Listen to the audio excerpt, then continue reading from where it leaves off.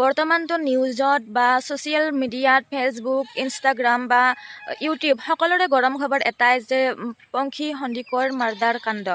কেনেকৈ তেওঁৰ হাজবেণ্ডে নীতিকেশ দাসে কেনেকৈ তেওঁক মাৰ্ডাৰ কৰি উঠি এটা মানে ছুইচাইডৰ নিচিনাকৈ দেখুৱাব ইচ্ছা কৰিছিল, সেইটোৰে কথা চলি আছে চব পিনে।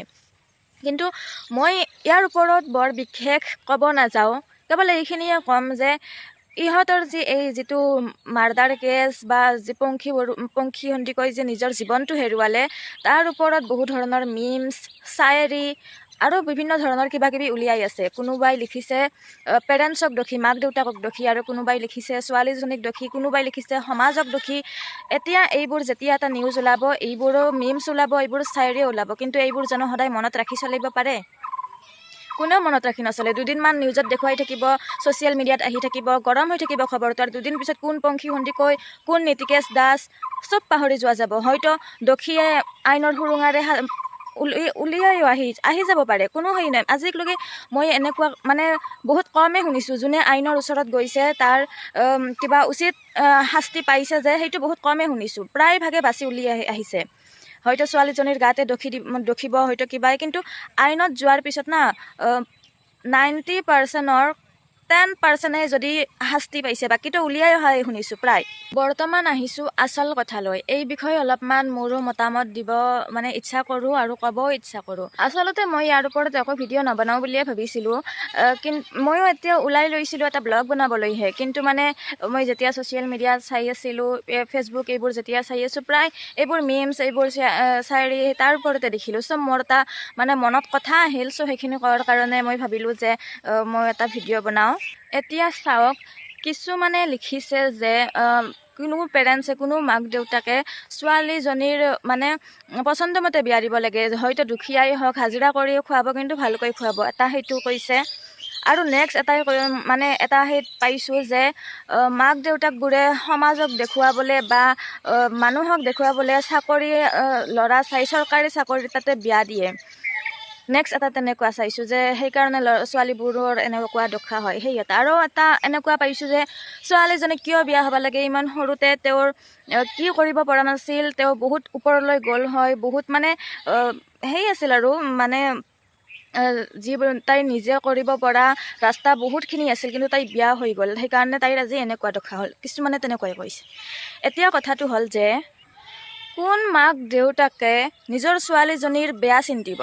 সদায়তো ভালে চিন্তা কৰিব, যাতে মোৰ ছোৱালীজনী যাওক, এখন ভাল ঘৰলৈ উলিয়াই দিওঁ, তেওঁৰ ভাল হওক, সকলোৱে সেইটোৱে চিন্তা কৰিব। এইটো চিন্তা নকৰে যে বিয়া দিলে সি মাৰি পেলাব।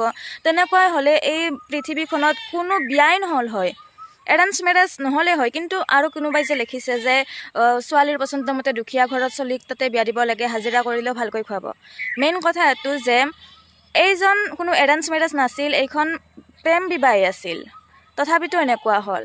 গতিকে মানুহ বুলি ক'লে, মানৱ সমাজ বুলি ক'লে কাক কেনেকৈ বিশ্বাস কৰিব লাগে কোনো সেয়ে নোপোৱা হৈ গৈছে। এতিয়া নিজে ছেফ চাইড হৈ চলিব লাগে, সেইটো সঁচা কথা, নিজে ছেফ চাইড হৈ চলাটো উচিত।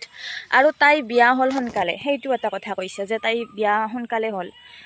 আজি যদি ময়ো প্ৰেম কৰি থাকোঁ বা আপোনালোকেও যদি কাৰোবাৰ লগত প্ৰেমত আছে, আপোনালোকেও ইচ্ছা কৰিব যে মই তাক বা তাইক সোনকালে নিজৰ কৰি লৈ আহোঁ, সোনকালে মই গুচি যাওঁ সিৰ লগত থাকিম। সকলোৰে এটা ইচ্ছা থাকে, এখন প্ৰেমক বিবাহৰ নাম দিবলৈ বহুত ইচ্ছা থাকে।